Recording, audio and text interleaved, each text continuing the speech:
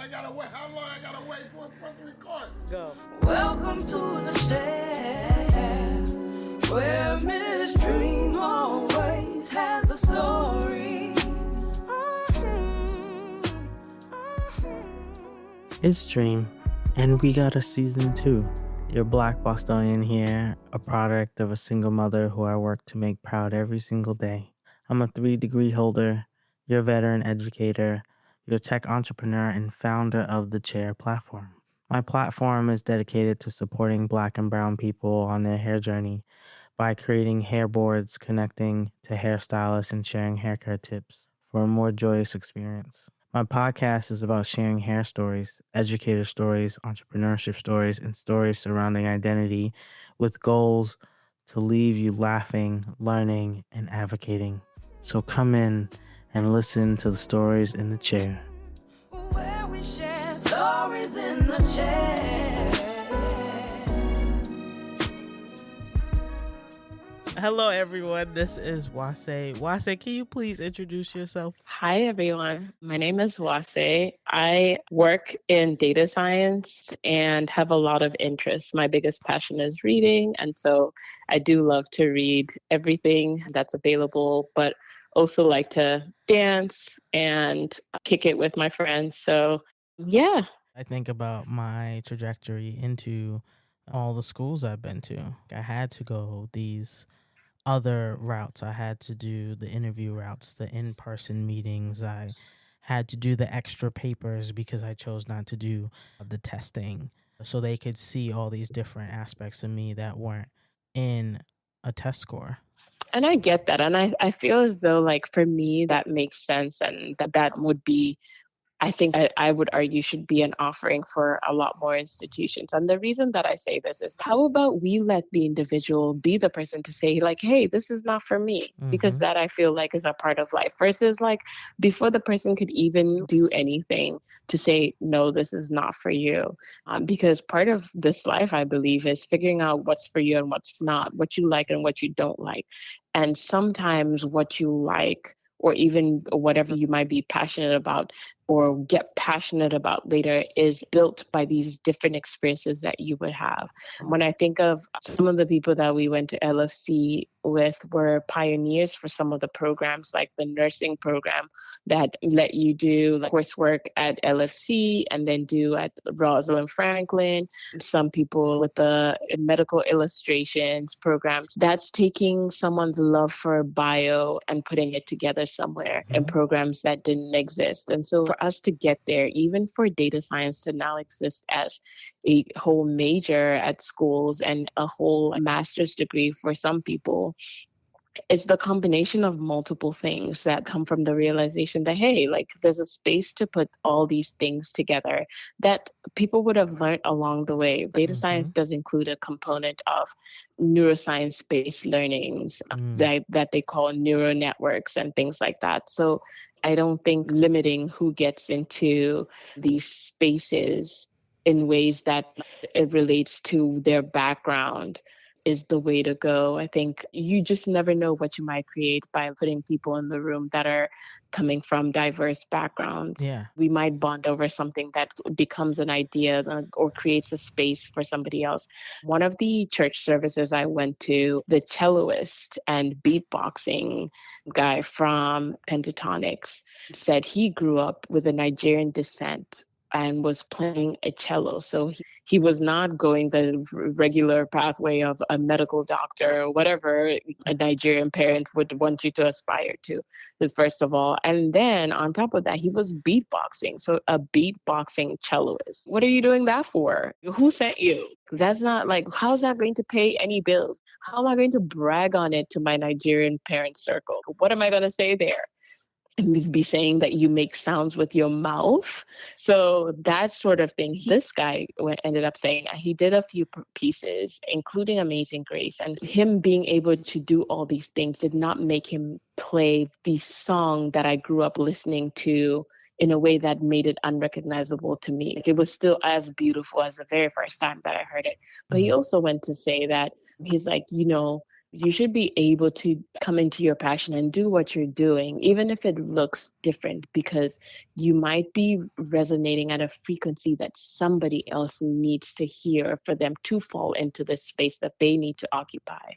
And so that stood out to me. It's like, maybe this talent that I'm struggling with, whatever, as different as it may be, maybe that's the frequency that somebody else has been waiting this whole time to resonate with, so they can fall into the space. It might not look exactly like what I'm doing, but just the idea that he could be a beatboxing celloist and have toured the world and done all these brilliant things and still be able to play the classical music like other classical music musicians, and still be able to do the other thing about it that he liked, which was beatboxing, is still music. It's still something that I can identify with. It's still something that I feel is beautiful, in the same way that I might listen to a classical piece and be taken by it. I thought that it's amazing that he got to do all of this. He found a space for himself. And I think being able to say that is to create these spaces for people to exist in the beautiful nature that they're meant to exist in. Imagine if he didn't get into a musical program because you heard him beatboxing. What a deficiency for the world. Yeah, I Yeah. agree, because I building the platform to support Black and brown people on their hair journey came out of, I was taking a blockchain course. That's where it was born. I didn't go into my blockchain course being like, yeah, I'm going to build a hair platform. No, I went into my blockchain course because when I read the description, I was like, oh, this sounds like accessibility and socialism. I'm like, how is this in existence and people don't know about this? And so when I was in the program, like in the class, just learning about what blockchain was, because I knew what crypto was, but blockchain is the foundation of that, to really just understand how we track how universally blockchain is allowing everybody to be part of the equation, the solution, to be able to answer questions. And then our professor was like, okay, how about you look at this from a different perspective? Like, what is a problem you would like to solve? And there are people who did real estate on the blockchain. There are people who do fintech on the blockchain. And then I was in the social group and we did philanthropy on the blockchain. And we ended up digging into grant making. How can we make the grant making process faster, easier, more helpful on the blockchain? And then through that, I started thinking about like, hey, where are all the Black people on the blockchain? And now I'm this educator asking this white MIT engineer businessman, like, hey, can you help me understand this thing? And he's like, you are asking a lot of interesting questions. So he would just keep asking me questions and I would keep asking him questions. And then the chair was born. What if I didn't take that class? No one told me, hey, Dreme, I think it would be really cool if you took blockchain ventures. No one did that. So I always think about people who just have just a tiny bit of curiosity. If it would show up in different places, what would they create? And so when it comes to you, what was that spark for you that got you into data science from your neuroscience and biology background? It was storytelling. Yeah. So if you ever got a chance to look through my notes, you would find that I write a lot of things down, even if it's a prompt for myself or later self to write a story based on that thing. The thing that got me into data science was wanting to tell stories, and the same way that I got to tell the stories through writing my dissertation or my thesis in undergrad. It was always that you have this context, this story that you want to tell. You pick a topic and you're going to go with it.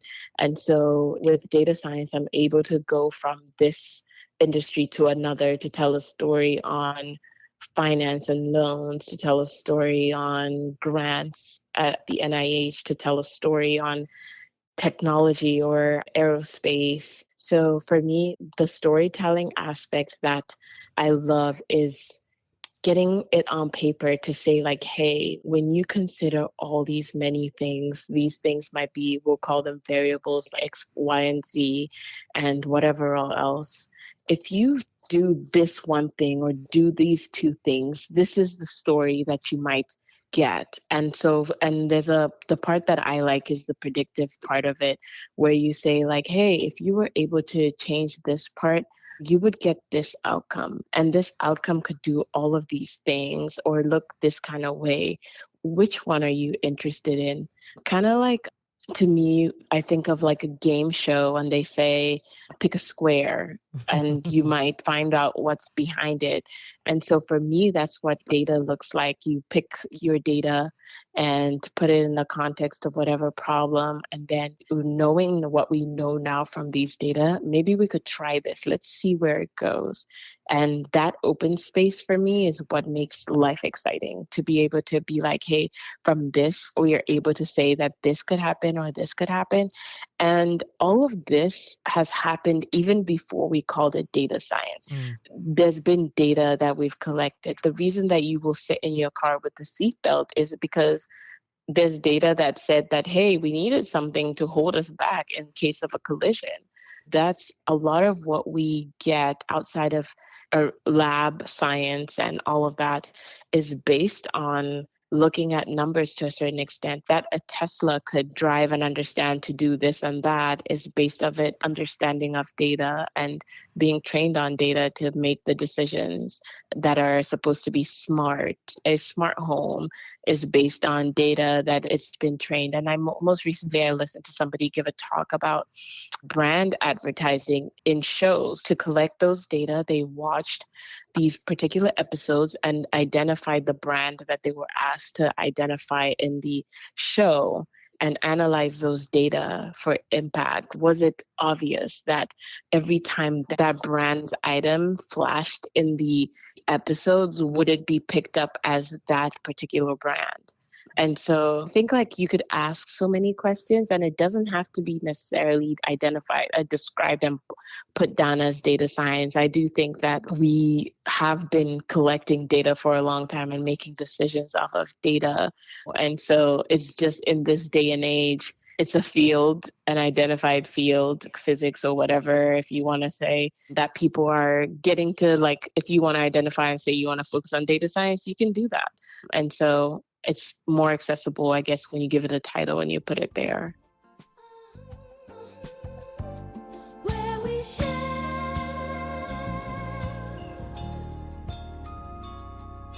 stories in the chair.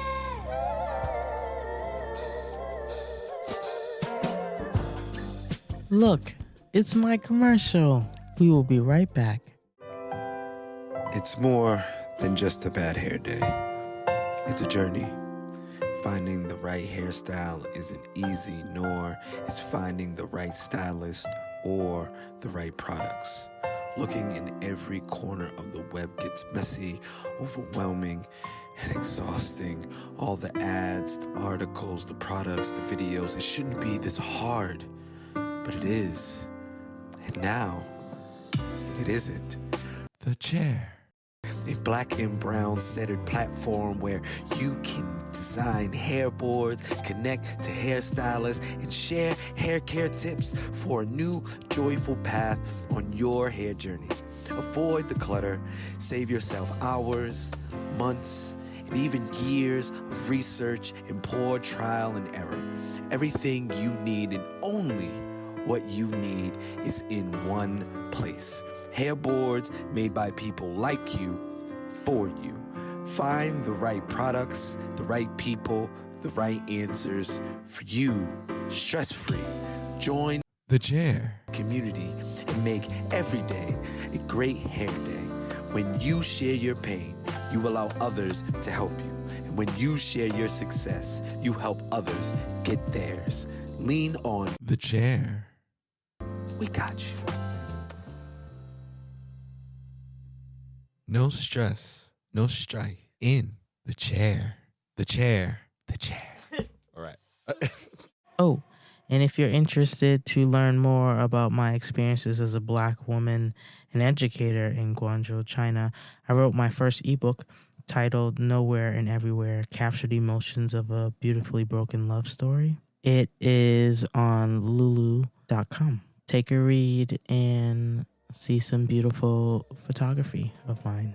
Enjoy the rest of the show.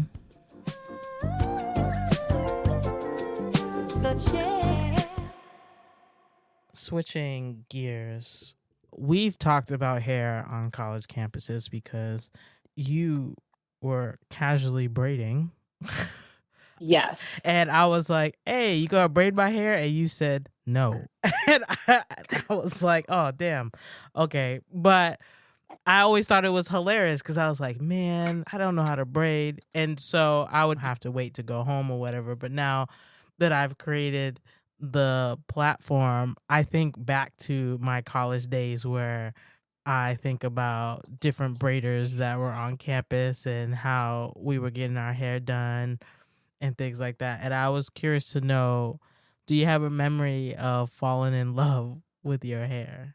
So I grew up as a kid with my coily, coarse hair that used to get done on a regular schedule, dropped off at a hair salon, and you have a hairstyle that someone decided for you. And so I think of my favorite hairstyle growing up was these cornrows that go into a ponytail with extension hair, and then it had this few that came down to my face with beads. I love that. Like, I was feeling myself, and I think of that memory of the beads, the clanking, and like that's pretty much my best feeling when it came to like thinking of hair.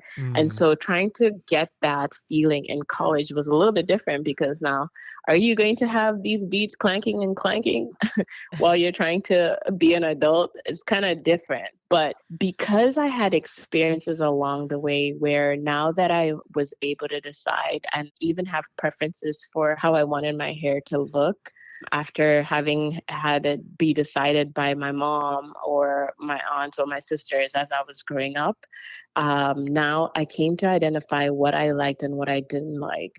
And so in college, I mostly did my own hair and my own braids. I did get one of someone to do my hair one time, and it like turned out okay. It was like good. I think one thing that I learned for myself having grown up is that the more I became very picky with how I wanted my hair to look and feel, because for me, the other part was not just how it looked, it was how it felt. There's some tendency sometimes to pull on too hard, and then because beauty is pain, you just stick with it. And so I came to have particular preferences in terms of my pain threshold and like how much pain I was willing to take to look a certain way. And really, like, I'm willing to take the least amount of pain, even if the hairstyle looks more tore up or whatever, it's fine. And so I started doing hair, like doing my cousin's hair when I was younger. In the days of MTV having lots of music videos and stuff like that, Alicia Keys used to have these cornrows hairstyles. And so we would try to imitate that on each other. And so we would practice and practice and practice. And so that's where I started braiding, so that when I did get to college, it wasn't necessarily an issue for me. It was more so that on a predominantly white campus, I didn't want to be the person, the braiding hair person, because it takes time. It's not like a 2-second experience. And so, yeah, given my whole course catalog that I was shooting for, that was not really like an ideal thing to do, because my own hair took me quite a while to do. So it was like, well, if this becomes my thing, like I'm gonna have to like be spending a lot of time doing this as well. And so that it was more of the time commitment that I was not willing, because then I'm gonna try and get it right. I'm gonna try and get it to look like the picture, and then we might be there for a very long time, especially if it's like something I'm not used to, you know. So that was the issue. At that time, my best friend Akuya was there as well, and so like I got her into braiding her own hair too. And so because I did it, she also got to do it as well. So that I think is probably one of my favorite things to see her. She also used to just get her hair done as she grew up. So she never braided her own hair until then. And so it was like, yay. If there's anything I can do for you, even if I don't do your hair, it's teach you how to do it. And so that would be my most exciting moment. That's beautiful. You know, there's that level of sisterhood there. And of course, like at school, you would say like, Dream, you have too much hair. I'm not going to spend all these hours with you. And I knew that. Like, it was a lot. It was it was absolutely a lot of love. And I was just like, that I think it's pretty amazing that you were able to do your hair the way you wanted to do it. Have you, at your big age now, gotten the beads? Because I've recently put some beads in my hair, and it was the I loved it. And I was like, I had all the lovely heart feelings. And it didn't last too long, but I was like, this was a nice memory lane for me. Have you done it recently? So I started off softly over the years. I put in the day of locks when they had all those decorative little clippy things. Mm-hmm. I started off by decorating my locks with those. And then come 2020, I think 2019, 2020, I had beads. Yeah. I had these brown beads giving Erica Badu, like living it up, lavish. I definitely enjoyed them and I think I would do it again. I just had locks in my hair, so there's not really desire unless I want to struggle to take them out. Yeah. So, but yeah, yes, I did. I sure did. And I was giving beats. I would love like running with them and hearing them be like, yes, keep running. Yes. Yeah. So. That's the sound I think about every time my beads hit my glasses. Definitely had beads. Yep. Are there any hair products or resources that you swear by currently? For me, my hair runs dry. So, first of all, lots of water. I wet my hair quite regularly. And then I guess it's a question of like, is my hair going to be stretched or not? I have a different group of products for stretched hair versus not, because for a more curly hair, I can use heavily water-based products and still maintain the hairstyle. Whereas if I'm trying to have a straight hair and then I use all those water-based products, we have a problem. Yeah, but I enjoy, like, I have a combination of products that, like, from different lines that I, over the years, tested out. There was a time of trying to figure out what's the best routine for my hair. And being an African child who grew up in a place where there was a lot of humidity and everything, my hair was not as dry as it is here. Yeah, I didn't have to work hard for my hair to be flourishing. It just did it by itself. And so here I had to like come into hair education in terms of the products that are available, kind of like even nutrition. Like I would argue the same thing for that. So trying to figure out the best combination of products. And so right now I would say I use Shea Moisture's castor oil line and Cream of Nature's honey. There's a honey deep mask that they have. I forget. Okay. But yeah, my hair likes humectants. And so that I have a Camille Rose honey leave-in. If I am to boil it all down to what's in my products, is castor oil and honey. It tends to be my good combination of products. You said humectant. Is that the word you used? And what does that mean? That's what one of my friends described all the products when I was having this conversation. let me check right now. Yeah, so I forget what definition she had for it, but it reduces the loss of moisture. That makes sense. A product, a lotion or something that reduces the loss of moisture, which, like I did mention, that my hair runs dry, especially here without all the humidity. Honey and castor oil tend to do that for me. I mean, I've tried mostly like shea butter based products, and butter is doing too much for my hair. I need my good old castor oil and some honey, and we're good to go. Yeah, and the moisture. Yeah, be like, is this me? Dry wear the TikTok. Wear, not my hair. Yeah. Well, Wase, thank you so much for sitting in the chair and sharing your stories with me. I truly, truly appreciate it. Yeah, thank you for having me. And as always, I'm happy to talk to you, twin. Yeah. Yes. Welcome to the chair, where Miss Dreme always has a story. Thank you for listening to an episode of The Chair. I'm going to share with you a dream of mine. I would love to be on Sesame Street. Sesame Street held my hand through childhood.